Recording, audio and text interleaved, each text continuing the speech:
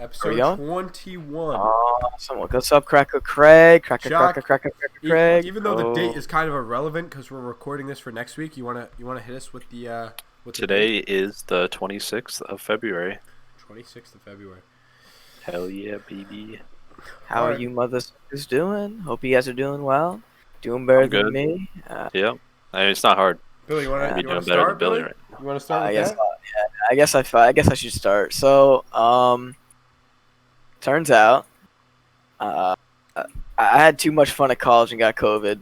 Is basically what happened. Got him. It's basically the story. But I got COVID, so I had to come home and shit. So now I'm home, quarantined for a good 10 days. You know, living large, living like Larry, bro, to say the least. Living like Larry. My parents, they built a whole door between like the living room and the hallway. I don't know, you guys don't know how my house is set up, but I can use the bathroom without having to like get all like up in like a jumpsuit to protect everybody else in the house. So we're chilling right now. But don't you have to leave out the window? Yep, I have to leave out the window if I want to go, and you know the only place I can actually go is to my car and drive around, which is kind of boring, but whatever.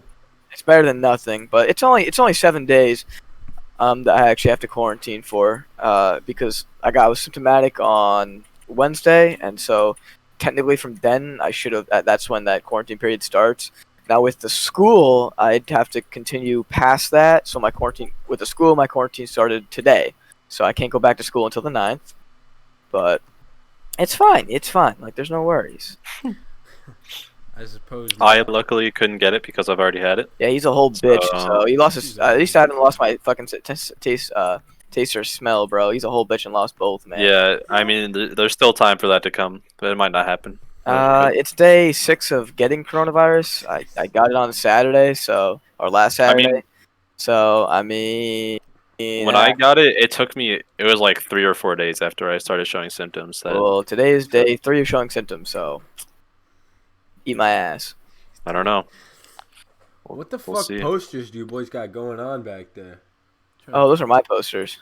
Yeah, they're all Billy's. They look fucking weeby as hell, bro. Oh, I'm a fucking weeb, bro. You really can't tell from looking or talking to you. It's just like it's such like a I don't know. It feels like such a background feature of your characteristics. What do you mean? It's a background feature, bro. I don't know. It's just like I never think of you as a weeb, but then I like just get these little hints into your life, and I realize you're a fucking big weeb. I'm a fucking big weeb, yeah. I mean, I'm not gonna talk about anime to people who don't want to talk about it. No, I respect that, but most weebs wouldn't do that. Like, you know, I'm only gonna talk to them like, you know, like a friend asked me for anime recommendation. Then I'm pulling out the fucking giant ass list I got in my notes, bro. So, tell me sometimes. All right, speaking of anime, actually barring anime, what's your favorite all-time show? And it can't be Breaking Bad. I don't want to hear Breaking Bad.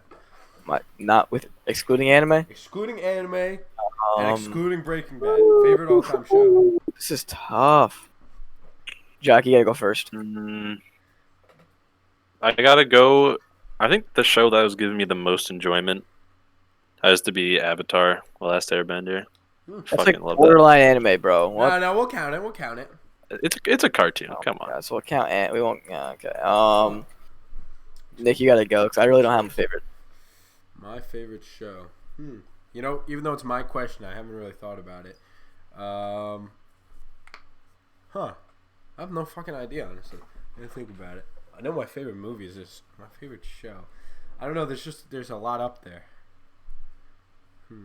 Well, I really don't have a favorite TV show that's not anime, but for all of you that are interested in my favorite anime, it's definitely got to be Demon Slayer right now. I mean, Nick or Jock, I don't know if you guys have never seen it, but that's my favorite anime. I haven't seen Demon Slayer. The last anime I've watched is Naruto. Pussy. Wow. Did you finish Naruto, Jock? Sorta, not really. Skip all the fillers, bro. How many of the 700,000? I skipped a shit ton of filler, and I got to the end of the war. There's only 700 episodes, guys. There's only 700, and that's between Shippuden and regular Naruto. So, it's really not a lot when you really break it down. It's fucking nutty. And if you skip all the filler, it's more like 300. Interesting. Yeah, there's a shit ton of filler. It's crazy. Some of the fillers are good, but like others is just fucking like I remember watching it and being like rewatching Naruto for a second time. Like, I'm not even gonna bother with this filler arc. It's not even good. Yeah. All right. So as some of you may have realized, Dan joined the call. Dan, you are muted, but would you like to introduce yourself? Yeah, how's it going today, gentlemen? It's going well. Sorry Doing about good. the odd timing and everything. Yeah. No, that's fine. These things happen. Sorry, when I got your first message, I stepped away, and well, anyway. Yes, I'm Dan Toler. I run a history podcast called Relevant History, going on episode 16, I believe now, depending on whether or not you count the extras. Okay. Well, yeah. do you have any focus in a point in time or a country or anything in history, or is it just fucking whatever you feel that week? Well, the show is divided into seasons, and this season has a theme of nationalism. Okay. So, Okay. like the first episode, for example, is about the siege of Masada, which was a Jewish fortress in the Roman province of Judea, and these rebels held out there. And well, there was a whole story of this siege and a mass suicide that followed, but it was all because of this nationalist movement. And the last episode I did, or the last significant major thing I did, was a 3-parter on the history of Ethiopia. Oh, interesting. Okay. Yeah, we actually have a friend who has 2 adopted sisters from Ethiopia. Oh, no way. Yeah. Interesting place. Very interesting place. So, first, do you want to plug anywhere that people can find you? You got a website or anything, or YouTube page? Absolutely. I'm audio only. I'm on YouTube, but don't look for me there. Just subscribe to my podcast. My website is dantolerpodcast.com. That's Dan TOLER podcast.com. And there's like links there for all podcast services where you can subscribe. Okay. Or you can just search for relevant history in whatever service you use.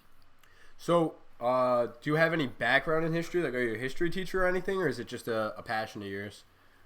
It's just a passion of mine. I did major in political science at Notre Dame with a bachelor's, with a specialization in international relations. Oh, wow. Good shit. Yeah. So what do you My do brother's an international relations major. Oh, no way. Good for him. Doesn't your brother go to Notre Dame? No, he goes to Geneseo. Who goes there? We know somebody who goes to Notre Dame. I I know thought it who was it your brother. I don't want to drop their name. Oh, but yeah. Yeah. No. Don't have their name. Oh, Geneseo, that's right. You guys are from New York too, right? Mm-hmm. Yeah. Oh, he's from New York. Don't mind say county if you don't mind. The county. Onondaga. Where the fuck is that? I have no idea. Is that like really far? West? Like It's western? it's New York? west of Albany.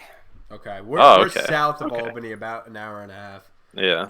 Oh, gotcha. I knew you guys were outside the city, but Yeah, I didn't we're know about that an more hour than and a that. half north of the city and an hour and a half south of Albany.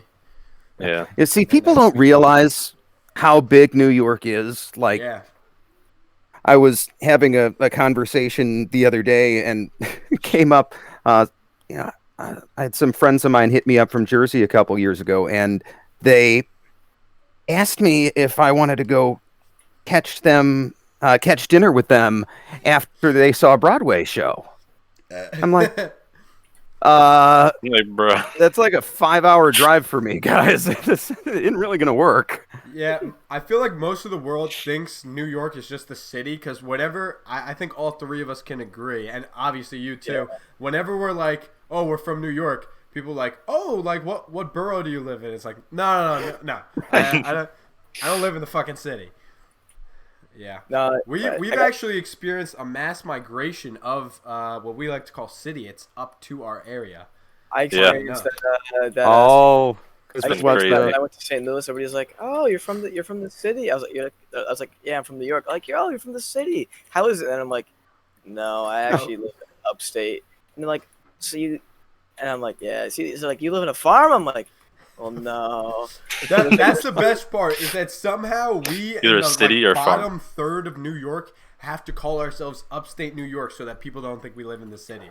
Like that's how much everyone thinks Yeah. that New York is Yeah, just the city. we're technically the not in upstate New York. Like that's how I describe it to people because that's the only way they can understand. oh no, I hear you. I hear you. Yeah, my.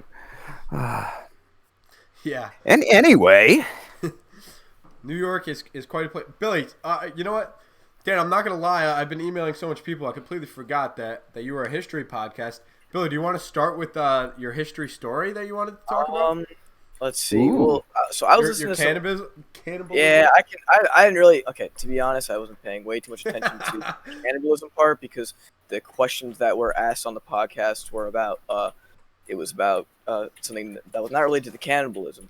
But I was forced to listen to a podcast about cannibalism in Jamestown and how there was this guy in I think it was 1610 who his wife died of unknown causes and he ended up cannibalizing her and eating her.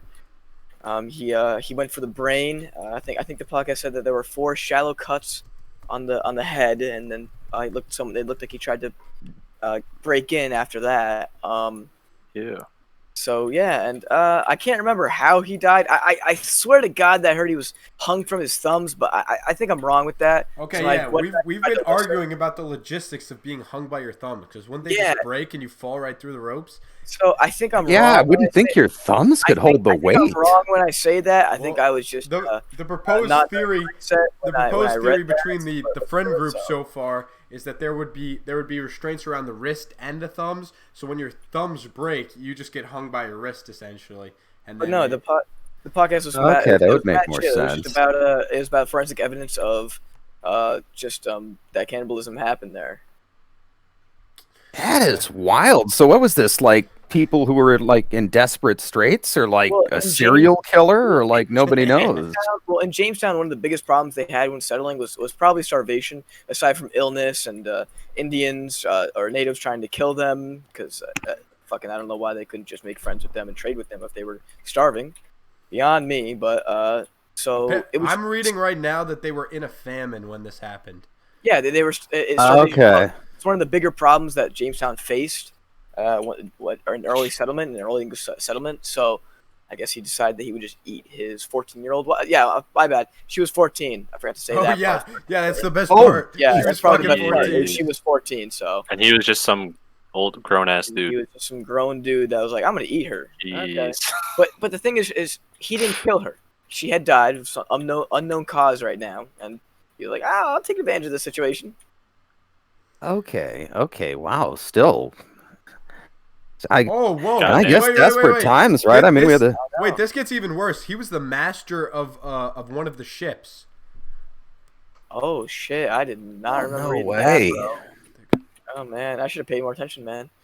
I I don't guess- know. It only asked for what type of things did early Jamestown settlers face? What type of struggles? And so of course, I was like, oh, starvation. You cannibalize. Starvation. Yeah. So I was doing homework and I was not having it with the homework. So Yeah, really, when they first came to North America, they didn't bring the correct types of seed crops for the area, and they had a lot of trouble the first few years until they figured corn out, basically. it also the people on the podcast actually also talked about how they rats ended up eating the corn that they ended up growing, and they starved for Rats? that winter. Oh. Rats, yeah. Oh. That's a Oh, rip. no, that's So That's interesting. Basically, nothing went well. Nothing went well for them. Yeah. Murphy's Law, right? Yes.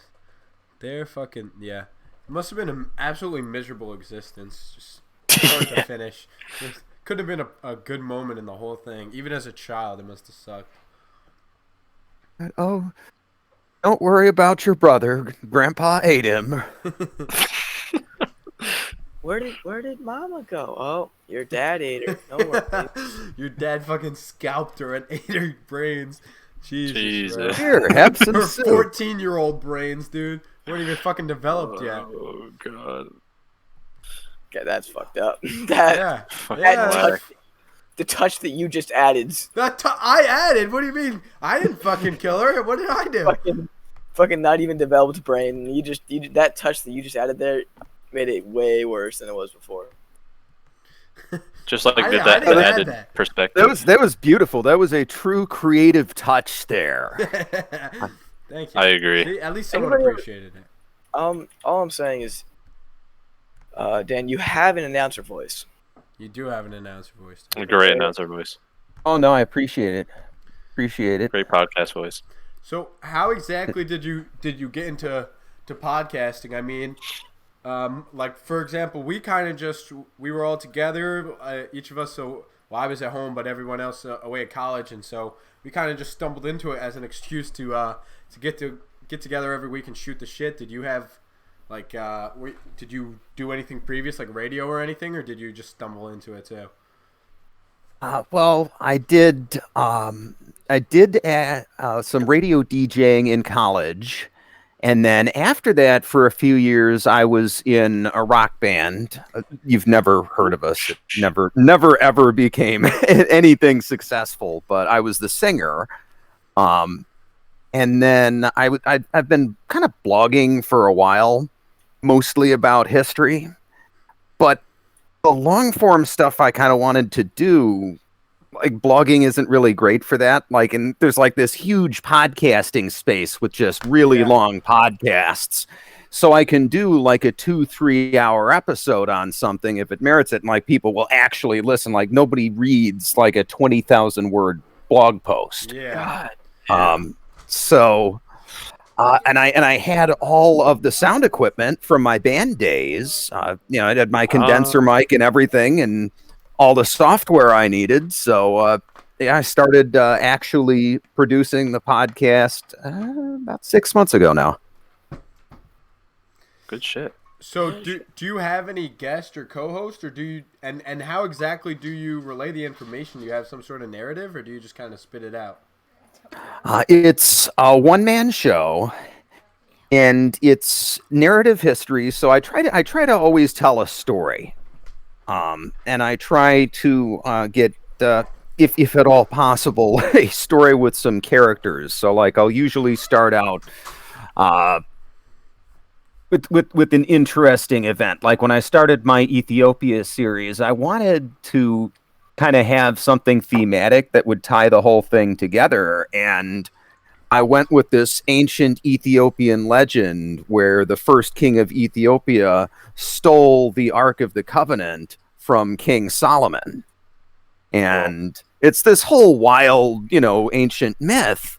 But, rather than start the podcast with like, what we know from ancient Ethiopia is all this stuff that archaeologists found, and start with this story of the Ark being stolen. So I told the whole thing, and like I like to use a lot of quotes too. So like I found the ancient Ethiopian sacred text where the story is, the Kebra Nagast, and like pulled some interesting sections for the listeners and read those, and that, like, I think adds a lot of color when you're able to bring in like an actual primary source like that most people probably haven't even heard of.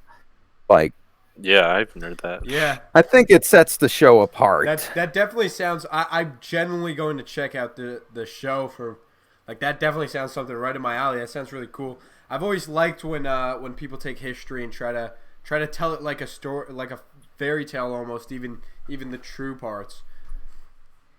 Yeah, well, I think the fairy tale parts matter, which is like something that I'm always saying on the show, but is because if people today believe those parts, or if that's even just like part of somebody's founding mythology, like I think that influences them in some way. Yeah, Yeah, I often wonder if like some future either culture or alien race will ever come and find something so out of context for us that they misunderstand it. And I wonder vice versa. I wonder if we've done that for the like ancient civilizations. Like I just can imagine some odd cartoon or TV show getting confused with, oh, this is what their reality was, because they have no context. I mean, if that's all you find, that's all you know about this civilization. So I wonder if sometimes we see a statue or something from an ancient civilization and we're like, this is really weird, but to them it was some sort of entertainment or something that we're just not understanding correctly. Well, yeah, you get to this like blurry area in history where there's like not enough information written down, but you just like get snippets, and yeah, it becomes an interesting game where you're just kind of interpreting pieces, right? Yeah, exactly. I think that's what makes history so fun, though. Absolutely, and there's so much to explore. I mean, literally the totality of human activity. That's like a pretty broad subject. Yeah. Yeah. Yeah, definitely pretty crazy. Yeah, history has always interested me a lot. I think history is definitely, I don't want to say it's not useful, because it definitely is, but I just feel like in school I never found it useful, but I always found it like to be one of the most entertaining classes just because it was so interesting. Really? You must have had good teachers then. Yeah. It depends. It really depends on what the teacher. For me, it depends what the teacher's teaching. I feel like you could have. This is just my opinion. You could have a really boring teacher, but if the topics are interesting, like I'd much rather study. I wouldn't. I fucking could give two shits about early settlement and colonies and. I agree. 1600s. No, Like, I think history, Like, just like any fairy tale or story, has its slow, boring parts. Just like setting, like when the first people made it to Americas, it's really boring. But then when you get to the part where we're all colonies, the story really starts to pick up, and from there it shoots to the moon and how crazy it gets. So I think just like any other story, even though history is true, it is like a story, and it does have its low and slow points, but I think it always seems to pick up, and just history truly is stranger than fiction, and sometimes there'll just be twists that you could never even imagine. I don't know. That's true. I think when you can compare, like, it's a little bit harder to compare, like, the colonies and early colonies to what's happening today. And I think, like myself, I'd much rather learn about like current events, and like even like in the 20th century, like what affected what happened then, with how that affected now. And like, you know, I mean, you could probably draw connections between the early English settlement or Dutch settlers or French settlers to now, but I feel like there's just more of a connection, and it just seems more interesting to draw that connection between Yeah, I what's understand happened that. more recently. I mean, I'm not the history guy here. Do you have any? I think it depends. It depends I may on be completely wrong. So what. I mean, when you say the early like French and British colonies, you mean in North America? yeah, Well, are you He's got a familiar? boring college class about it right now. That's why he's complaining. basically. What year are you in? I am a freshman now. Oh, excellent. No, I meant what year in history. Hey, But or like roughly like when you say early colonial, have you I fucked that one up. have you are you Right. Right now- you were right- talking about Joan? Jamestown. Right now, it's the 1600s. So Yeah, see that I'm that's one area I'm fairly weak on. I start to become stronger in North American history right around the 7 Years' War, okay, Yeah. which is like the French and Indian War here. yeah. But even that is more interesting to me because it has more relevance than the colonies, in my opinion. Well, the early colonial stuff is almost more of a cultural history. It's kind of It's- just Yeah. about a bunch of people trying to figure out like how do we eat, how do we get food, and like that could be interesting, but I just feel like over high school and middle school, they just teach you that same time period too many times. You're like, okay, I get it. They were starving all the time. I get it. It was a miserable time to live in. Can we get to something where like politics was important and like principles were being challenged? Like that's when I think history in America starts to get a little more interesting.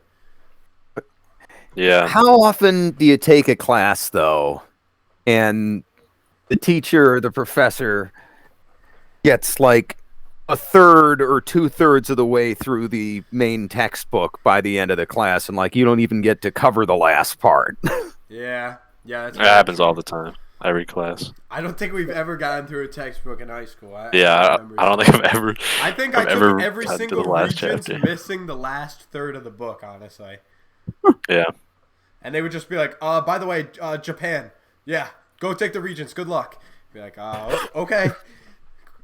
Thanks, dog. Thanks, dog. Well, I do feel some sympathy though. So I spent like a year as an education major, and I was just well, no, I didn't. My degree is not as in education. I just spent a year as an education major before settling on political science, but. I was very discouraged by the incredible number of standards for teaching. Like they're just so nitty gritty in the history subjects in particular, with all the individual details that must be touched on. It gives the teacher like so little freedom to tell any kind of compelling story when you're just trying to basically nail a list of facts into somebody's head. Yeah, I always remember the Yeah, best I history get classes were when a teacher would be like, you don't really have to remember the specific dates. I care more that you remember what happened, not necessarily the date or like exact location. Just that the general area, the general time, but you know exactly what happened. And those were always more interesting history classes for me. Yeah, I agree. Agreed completely. Yeah. Because when it has to be like you have to know the exact like date, then it's like you said, it's a lot like reading a list of facts off instead of telling the story of the Earth. Oh yeah, I mean, I couldn't tell you off the top of my head when exactly the Battle of Waterloo happened, like the exact date, but I could tell you why it was important, and I could tell you a whole lot of other things about it. Yeah.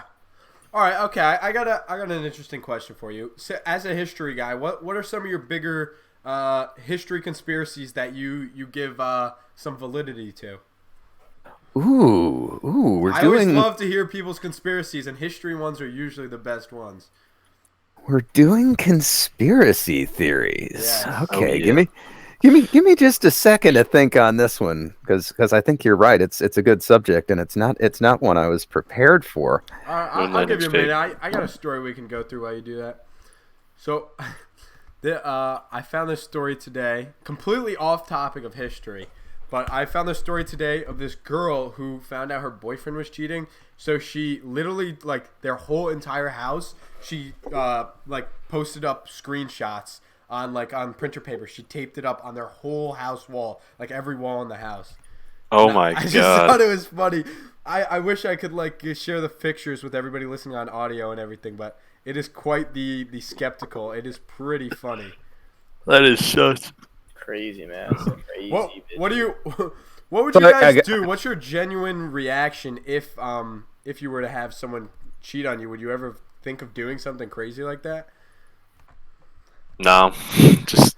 I just dip out of the relationship. That's what I'm Like, saying. fuck That's that. so much effort to give someone who just betrayed you. Holy shit! Yeah, I dropped the picture in chat. She fucking covered the house in these screenshots. And it's a funny spectacle, but when I think about the hours it must have taken and how much agony she must have been in reading through each of these messages, it sounds That's like it sounds psychotic. she's torturing herself. That's like actually Oh my God, it's that kind of is- that is- psychotic. I don't know. I don't think it's worth that much effort. I don't think it's worth that much either. Nothing is worth that much. Nothing is worth that much. I got your conspiracy theory. Okay, go ahead. Hear it. I can't believe I had to think for a second because I did an episode on this just a few weeks ago. So, are you like familiar with like the basics of like the beginning of World War One? Of course, yeah. Right. So Gavrilo Princip, this Serbian anarchist, shoots the Crown Prince Ferdinand of Austria-Hungary, and all hell breaks loose. Well, the fact is that his act may have been sanctioned by people in the upper reaches of the Serbian government. Oh, really? Whoa. Really? Okay. How so? That's wild. So there had recently been a war in the Balkans called the Balkan War. And Serbia had to fight against several of her neighbors. And during that time, a clique of military officers had come together, basically with the express goal of shaping Austrian policy.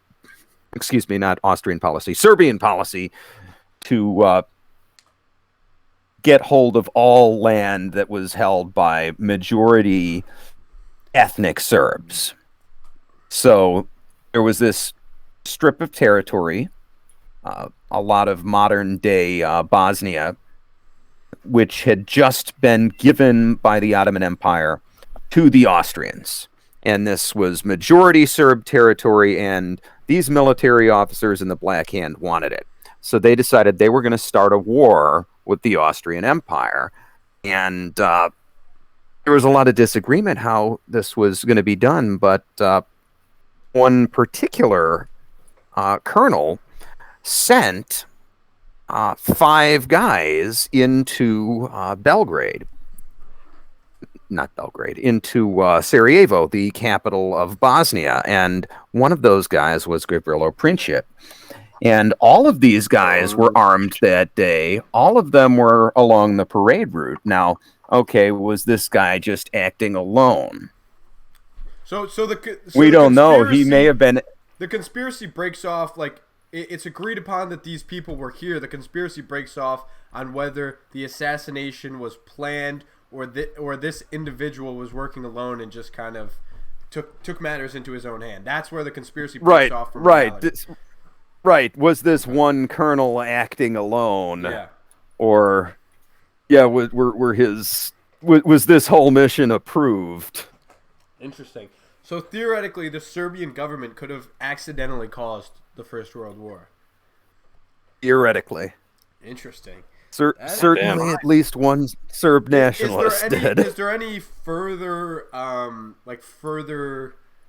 don't want to say proof because that sounds a little more concrete, but like further evidence, I guess, other than the fact that like these 5 guys were sent here? Is there any documentation or any proof that at some point people wanted this to happen? Or is it just pure theory? After these guys got dropped in Austria, it was just pure theory from there on. Well, there is a little bit more to the story. So this colonel who had sent them on their way also had their weapons smuggled into Bosnia. Oh, I see. And some other senior military officers, though, got wind of the plan, and they met with the head of the Black Hand, a guy named Apis. That's his code name. I actually don't even remember his real name anymore. Everybody calls him Apis. He was a big bull-chested guy, and they named him after the Egyptian bull god. Well, Apis said that he was going to take care of it. Now, he sends a messenger to this group of 5 guys. He has this guy snuck across the border to Belgrade to deliver a message. But we don't know what was said. We don't know whether he called off the assassination or whether he told it to proceed. Now, meanwhile, we know that these guys got their target from a newspaper clipping sent to them in the mail. They probably didn't get their target from this messenger. So the question is then, if Apis had called off the attack, did this colonel go and remand that order when he sent them the target and say, no, go ahead, do it anyway? Yeah. Or did Apis send this messenger to make his other military buddies happy, and that messenger told the assassins, no, go ahead, do it anyway? Interesting. So, and Apis being the guy in charge, I mean, that would make a big difference. Yeah. Oh, yeah, for sure. Wow. That is quite... That is very interesting because as it stands, just like the way you're taught in school is kind of just... The war kind of just happened because some maniac decided to pull an assassination off, and it just set off all these dominoes. But if it were actually a plan formed ahead of time by the Serbian government, that's really quite the twist, honestly. Yeah, I remember hearing it was like a terrorist group that was responsible. Yeah. I do. Well, the Black Hand. Yeah. The Black Hand. Yeah. That's what I remember hearing from school. Because they had like other operations elsewhere too. Huh. That's wild. That is wild. Oh, okay. Never thought Keeping about on it like that. the World War conspiracies, we're going to skip to World War II, to one of the most famous conspiracies of all time. What do you think happened to Hitler? Really? Simple. He's in Argentina with Tupac and Biggie. And Oh, that's I don't think he got out. Like, there are people who say, oh, maybe he snuck out through this, military corridor and, got in a submarine and slipped through the Allied blockade. But like, it would have been really hard to do. And like, we do know he was in Berlin at the point where Berlin was like totally surrounded. Yeah. It would have been really, really hard to sneak Adolf Hitler, of all people, out past the Soviet line. To be fair to the conspiracy has a stipulation that it believes there was a body double, and you could imagine that if the Allies believed they killed Hitler, who was actually a body double, that they might, I don't want to say lower their defenses, but maybe be a little more ignorant to like, oh, hey, this guy has a passing resemblance to Hitler. Like, yeah, we already killed Hitler. It's just a coincidence kind of thing. I could imagine. Okay, that would be interesting.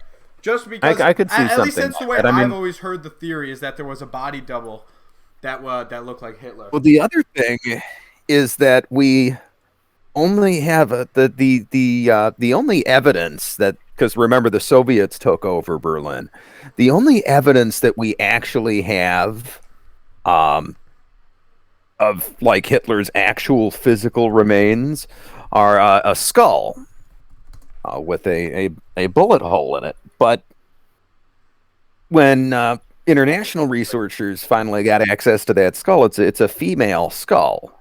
There's no way that skull that was found in the cremation site was Hitler's. Now, it could have just been Eva Braun's skull. I'm pretty sure she shot herself after taking a cyanide capsule. I might be wrong about herself that. with Hitler, yeah. Interesting. But, I've never heard that side of it. yeah. I mean, what I could believe is if somebody said, "Hey, he didn't actually kill himself. The Soviets captured him, and he met his fate in the Gulag." You think the Serbians did their own punishment for them? That's interesting. I don't think that happened. I think Hitler killed himself, but I think it's far more, if you're going to go conspiracy theories, I think it's far more likely the Soviets. Yeah, I kind of like the Gulag theory. I do like the Gulag theory as well. Oh, do you know? I don't know how familiar you are with your World War II history. Do you know about? I can't remember. I remember very vaguely that the team that was sent to kill Hitler and all their like mistakes, or not mistakes, but just the coincidental mess ups. Do you know about that at all? Which team was this? An Allied team? Or are you talking about the Operation Valkyrie? I can't remember. Actually, I really can't remember who sent them. I just remember that they got like in the same room as Hitler, and I feel like something like a grenade failed and a pistol both failed somehow. They had some sort of what's it called? I can't think of the word, but like some sort of malfunction. Yeah. So neither the grenade or the pistol worked, and then they kind of just lost their chance. I might be thinking of the same thing. My story has the story I'm familiar with has two improvised explosives failing. Yeah, okay, yeah, One that's what I'm failed, thinking of. the other exploded under a table and didn't kill him. Yes. Yeah. Okay. Yeah, that was Operation Valkyrie. That was a bunch of senior German military officers. Oh, really? It was Who, German. well, those guys, you got to remember, even until the last days of the war, Hitler's sitting there staring at his maps, thinking he can still win. I mean, these guys saw the handwriting on the wall, in Hitler 1940. Won. In my opinion, Hitler could have won, but in my opinion, the two reasons he lost is he attacked Russia during mud season, and when he was getting pushed, instead of taking his soldiers out of the concentration camps, he said, because I listened to this podcast a very long time ago, so I'm very vague on the details, but the way they talked about Hitler was that he saw the Jewish people and other people, obviously, as an infestation similar to rats.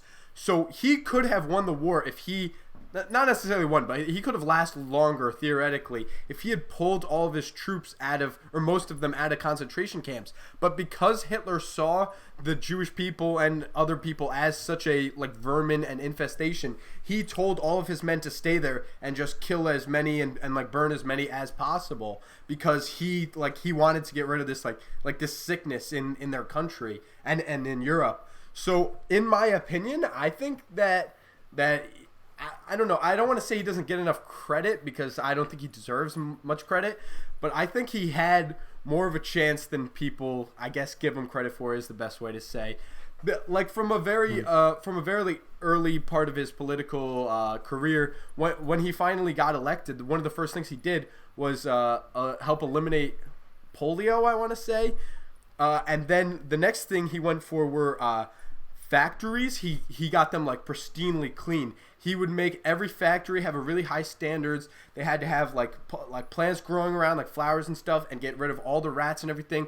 That's why I heard this theory about how he really thought of the Jewish people and other people as an infestation, because in other parts of his political career, he proves that he was very explicit about that. Yeah. On destroying these infestations, and how he was very good at that. So in my personal opinion, I think that he could have either won or lasted longer in the war if he wasn't so concerned on getting rid of this quote unquote infestation. Well, I'll give you another one in the Ukraine. The Ukrainian people, right before World War II, Stalin had committed a genocide against them. Had basically engineered a famine that killed several million Ukrainians. And so, when the first German tanks rolled into the Ukraine, Ukrainian peasants were literally coming out of their hovels with food for these guys, welcoming them as liberators. And instead, what happens is the Germans are here to take their land. They thought the Ukrainians were Untermenschen. They were inferior. And what ends up happening is, these guys could have joined the German army and backed them up against Russia, instead became some of the fiercest resistance fighters behind the lines. You'll see again and again when they talk about just getting supplies and men to and from the Eastern Front, the amount of trouble they have with just some of these Russian and Ukrainian partisans blowing up bridges and rail lines and stuff. It's wild. I think the Nazis actually taught us so much about the human condition, and I remember another story, and again, very very vague, but I want to say in Poland it was this group of German policemen who had been, I guess you could say, recruited to the military to control this this county or city or something like that in Poland. And so all these guys, their commander told them that hey man, any of you want to leave at any time, we don't really back this war, so it's up to you. You want to go back to Germany, you guys are just policemen, this is not your job, go back whenever. But this whole group of policemen felt some sort of responsibility to each other, where they were we're doing heinous things and deadly, not deadly, very like immoral and grotesque things, and I'm not gonna leave like my friend so he can take care of it and I get to keep my hands clean. Like they all decided they have to stay because it wasn't right to make some other guy have to deal with it. And so these policemen who were truly innocent men and didn't even believe or really follow the Nazi party, by the end of the war they're killing I believe it was 1 or 2, maybe more pregnant women in fields. They would bring the women out in the field while they were pregnant and just shoot them in the head with no remorse. And so it's just interesting to see about the human condition, how when you're thrown into these circumstances, even if it's something you completely disagree with, you feel some sort of responsibility to stay there anyway. Yeah, well, and after the war, you had huge problems with alcoholism in Germany. These, Kind of makes sense. well, I mean, these guys who had, a lot of them had participated in that kind of thing, just couldn't live with themselves. Yeah. I can only imagine, I should say. Yeah. Damn, bro. World War II. Well, aren't we lucky to be in 2021? A little bit more lucky, yeah. A little bit more lucky. One of us has COVID, we're chilling. You know what? I think I got one more World War II conspiracy for you. And this is actually a conspiracy given to me by my friend and his father. I'm hoping he'll come into the show later. I sent him a message. He's a big history guy. I want you to speak of the devil. I want you to argue. Right on cue. I wonder, do you have any theories on the pyramids? We'll get there, but I just warm yourself up for that. I'm interested to see you two duke it out. But the theory is that they're actually, it's not necessarily a theory because there is some amount of fact to it, but that there weren't actually 6 million Jews killed during World War II because there weren't 6 million Jews within Europe at the time, if you check the numbers. So there's some sort of inflated numbers, this conspiracy states, of how many like Jewish people specifically, not just people overall, but like specifically Jewish people were killed. What do you think about that, Dan?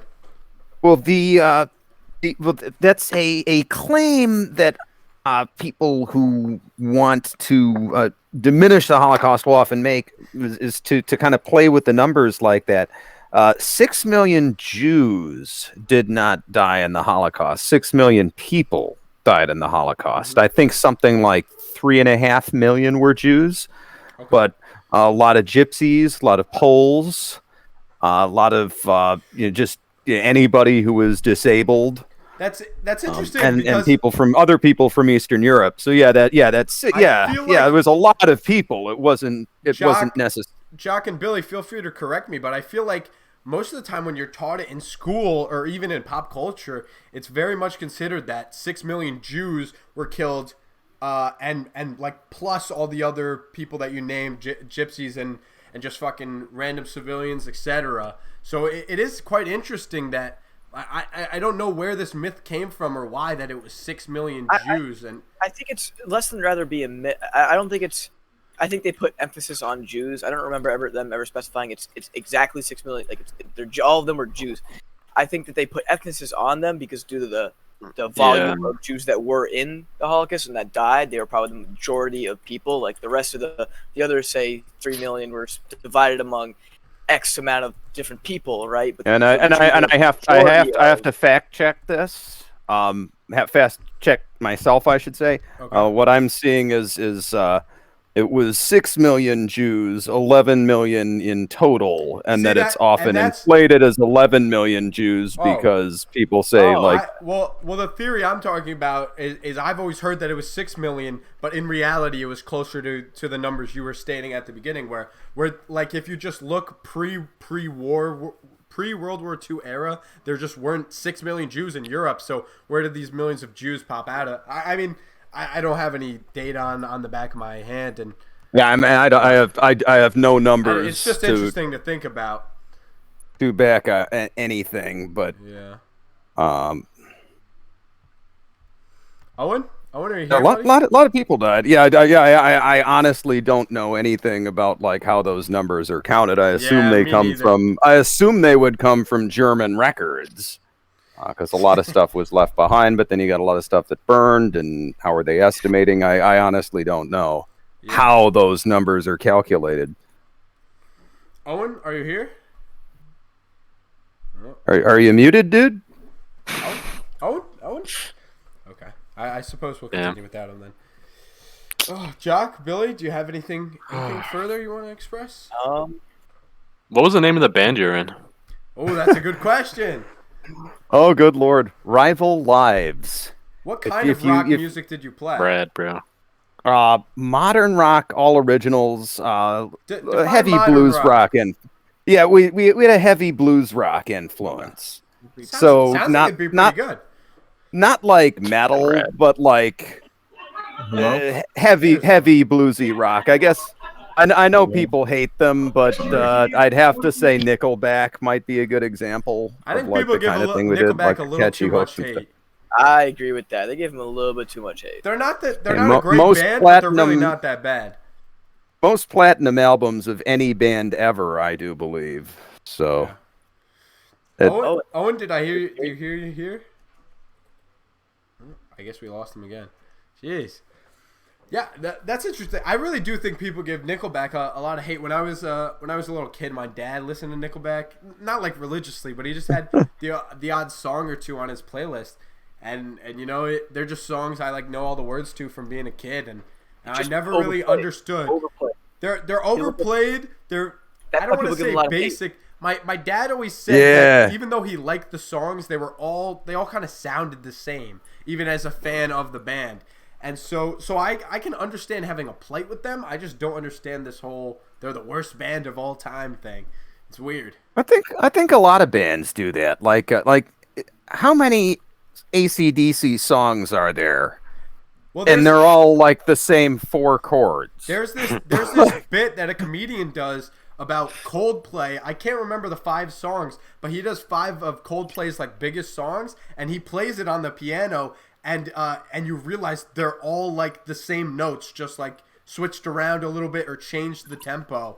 And so I agree. I think there are a lot of more bands like that than you might realize. I mean, if it works, it works. If Like, it sure. works, it works. That's true. Coldplay is one of the biggest bands of all time. So yeah.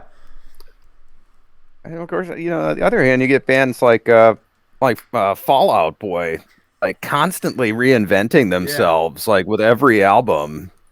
Like, I've been a fan of theirs since Under the Cork Tree, and like it's just so cool to watch them. I would compare reinventing themselves. Cage the Elephant is honestly my definition of a band reinventing themselves. That is from very true. Oh, I do feel yeah. that That's way my about Cage the definition of Elephant. it, and I fucking love early Cage the Elephant, and they made that transition so well, and I think some artists don't do that as well. I can't speak to any others, but I agree. I think Cage the Elephant is very good that way.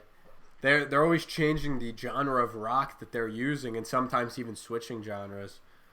holy shit! Like you listen to their first Yeah. like, Cage the Elephant, the Their- album, Yeah, their that first shit album is compared to what so they listen to now. crazy. I love Yeah. it's probably my favorite album, but the other stuff it's really It's like good two too. different and bands.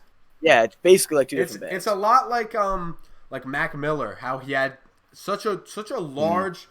Yeah, and Mac Miller's one of the people I would say who did it perfectly, who changed from rap to more of a hip hop R&B, where it's a lot more slow and a lot more singing than rapping. So I think rock is a place where it's very easy, I want to say, but not like it's a simple thing, but it is somewhere where it's a genre where it's easier than most to switch from blues to hard rock to heavy metal to punk rock, and you could just be all over the place, and that's what I love about rock music. Oh, there's such a richness and a variety there. So who were your guys' influences for how many songs did you really do? Did you do a lot? So what we ultimately ended up with was one demo album, and yeah, we didn't get signed by anybody or anything like that. What my experience of trying to make it in a rock band is that it's definitely, there's a reason people are only successful at it when they're like young, and like young I mean like if you're 25 you're like ancient to be making it like as a rock band. And I was like 24 when we started out, And what happens is you need to have like 4 guys or 5 guys who are willing to just like put everything in their life on hold to make this thing happen. And if you've got, one guy with, people get distractions in their lives, like life happens. Even more serious than that. But yeah, people have kids, people have careers that take off in other directions and, stop. Yeah. Yeah, they lose their focus for one reason or another because something else is more important to them in the band, if that makes sense. And it's so hard to get I feel like every time we start the podcast, I got to rope these two into doing it. I got to fucking trick them to get in here. So yeah, no, I understand what you mean. All right, I've arrived. I'm sorry. It's finally arrived. Okay, so, I was eating and there's people here, so that's all right. That's all right. So Owen, just a quick little background. This is Dan. He does a history podcast, and we've been talking World War II the past couple of minutes. But I wanted you two to duke it out a bit against, or maybe you agree, but against the Great Pyramids conspiracies. We were talking conspiracies, and I know that's one that you enjoy, and I figure it's always an interesting argument. So. Well, nice to meet you, Dan. Yeah. I'm also all right. My memory's not gonna be the best right now, but we're gonna make it work, so that's all right. Are we gonna start with the pyramids, or are we gonna start something else? No, we've been going for a while. We're about at the tail end of the show, so I figured you guys would duke it out for the last little bit. Hit me with this, man. Well, I don't know if I'm looking for a fight, but what I'm gonna say is there's something suspect about them, and so I watched this documentary, and this is such a bad statement to make, trying to make an argument or something, but I watched this documentary. I can't remember what it was called, and it was scaring the shit out of me about the perfect I forgot what they're called, the golden ratio and lengths of the base of the pyramids, and the how they line up with certain how they line up with where the constellations used to be thousands of years ago when they were built. Yeah. Well, okay. Is that how you're refuting it? I'm sorry, I can't tell.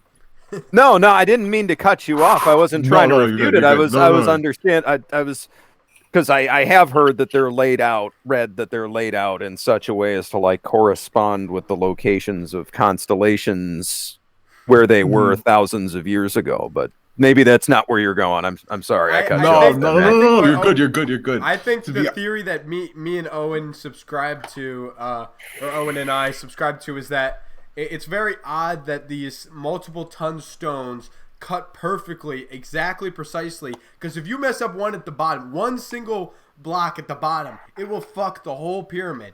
Not to mention that it's at the exact, it's on the equator and it's centered and everything, and not under the constellations. Just all these mathematical anomalies that with today's technology would still be a great feat to pull off. It's just crazy to think that these Stone Age people pulled it off.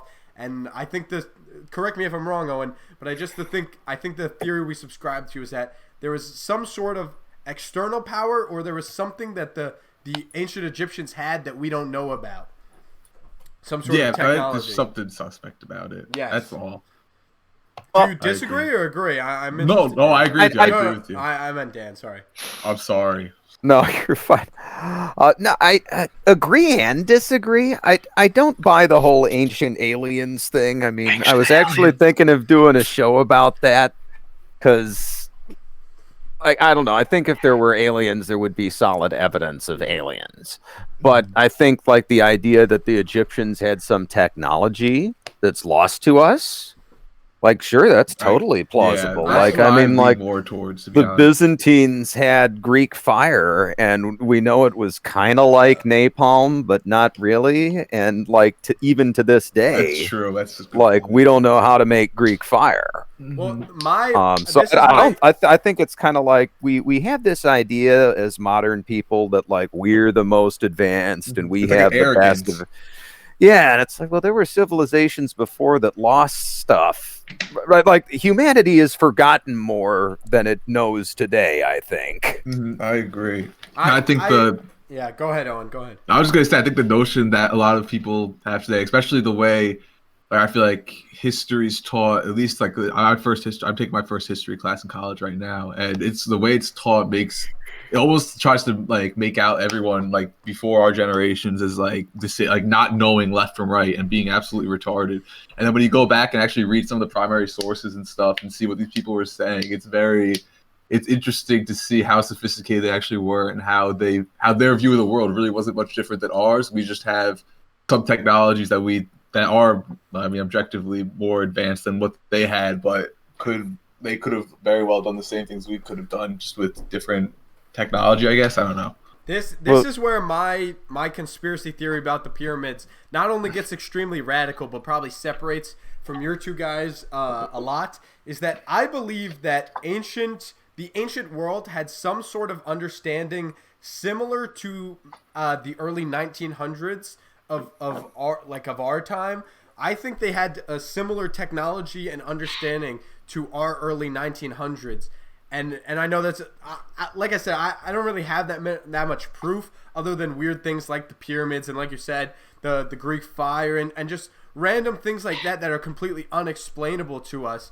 So I just think, and again, it's a very radical theory in my opinion, but I think there was some sort of great collapse that happened, especially considering. Now I'm not great with dates, so I don't know if maybe my dates might throw my theory off here. But stuff like the great Alexander the Great's library being burned, things like that could have easily thrown back a civilization like centuries. So to think that they're, I guess maybe not up to 1900 if you're standards, looking but... for something like that, have you heard of the late Bronze Age collapse? No, I'm not familiar. Please enlighten me. Well, if you're looking for anything, like I don't know that I've seen evidence of like that advanced technology, but if you were going to look for it, your transition period would be 1200 to 1150 BC, roughly. Basically, pretty much like the entire area of Egypt and the modern Middle East was just like completely wrecked by unknown disasters, and that's where there's a lot of mystery. We know there were some invasions and some wars, but there were also some famines, and which happened first and what caused what is all very mysterious. But yeah, like the whole area just gets collapses for no reason for no reason that we can figure out. Yeah. I have a very strong belief, and I'm not exactly sure on how advanced they were, but I have a very strong belief that ancient society was a lot more advanced than, like Owen said, I feel like I've always been taught, as many people have, that ancient societies were like our 14-year-olds, because of high school, are just so much smarter than like the scientists of ancient times because they didn't learn like algebra and geometry and all this basic stuff in school because school wasn't as big. And I just think that's a very false narrative. I think that the ancient societies were a lot more advanced than we give them credit for. Well, a lot of our modern capabilities, too, come from, like, advanced materials. Like, we can make, like, fancy steel alloys that are way stronger and lighter than other versions, and you can do different things with them. You can't have like heavy industrial equipment without really good quality steel, for instance. So I mean, what if it was something just as simple as like there was this line of craftsmen that knew how to make really good steel, and it was a secret, and like there was some plague and all the guys who knew the secret died or something. Like, I mean, who knows? Yeah, but that's something I could picture. I've heard it proposed on other podcasts. If you imagine some sort of otherworldly apocalypse on us, zombie apocalypse, plague, whatever you want to think, none of us here would be able to rebuild a computer or anything from scratch, I should say, like rebuild a computer or explain how it works or anything. So theoretically, how many experts would you need to get together to do that? Yeah, exactly. Right? And so if by some, I guess you could say whatever the opposite of a miracle is. they all got wiped out. We could possibly have no more computers, and I mean that could cause so many ridiculous issues that it would absolutely collapse the country and the world. I just read something the other day that there are only like 8 or 9, maybe 10 like major power.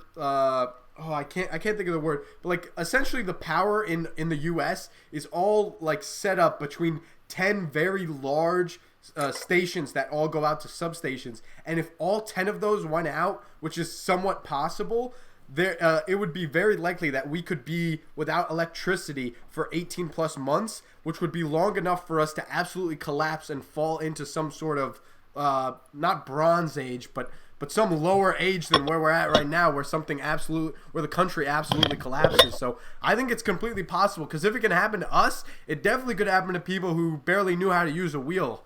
So I just think it's highly improbable that these were like just stupid people who didn't know what was going on. I think they knew, and something just happened to take it away from them in some way, shape, or form.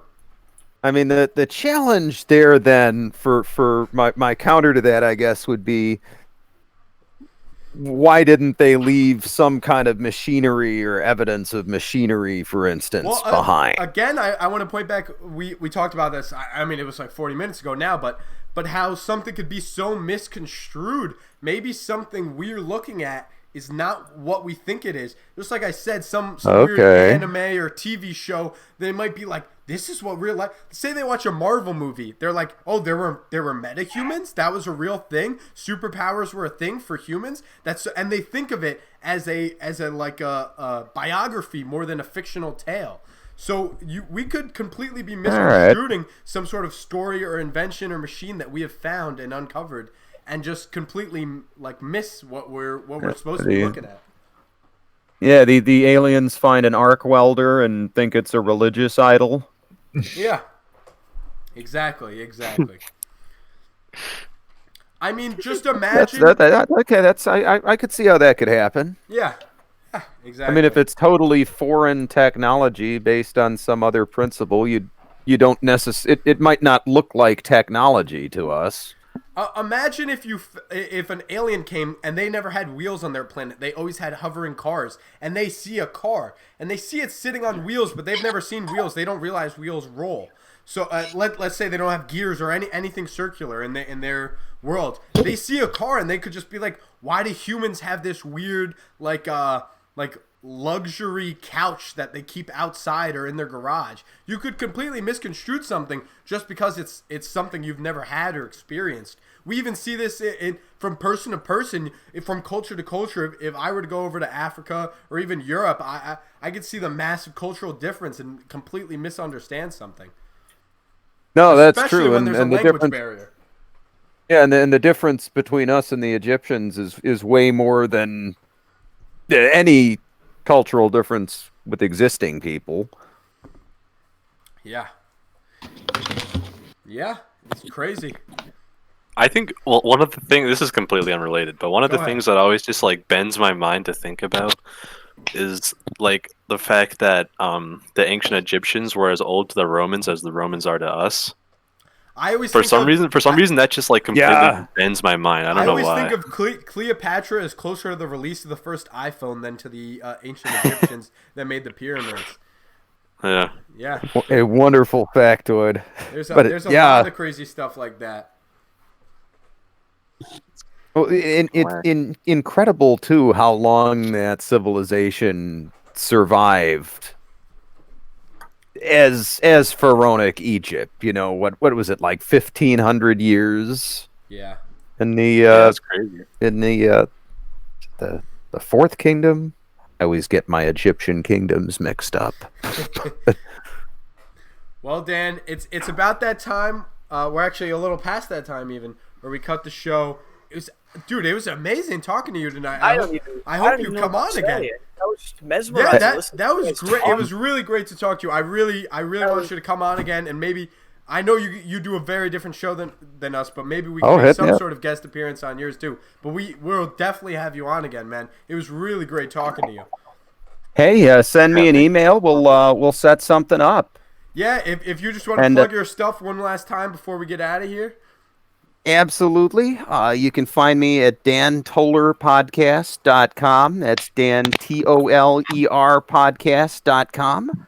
Or just look for relevant history on your favorite podcast service. I'm on all of them. And hey, been great talking to you, Nick, Jock. I'm not sure who Billiards is, but good talking to you too. And Owen, and thanks so much for having me on, guys. Yeah, Nice thanks to meet again. you, Dan. Thank you, Owen, for coming on as you do. Yeah, I'm sorry I didn't contribute more. No, that's all right. That's it. I'm glad you showed up. All right. If everybody just wants to give a quick goodbye, then we'll end the stream here. Okay. All right. Peace out. Is Craig here or no? Do we do just something different? No, Craig, but we have still been saying goodbye to Craig. I have still been saying goodbye to All Craig. right. It's a Well, tradition. Craig, have a good night. Have a good night, gentlemen. See you, Craig.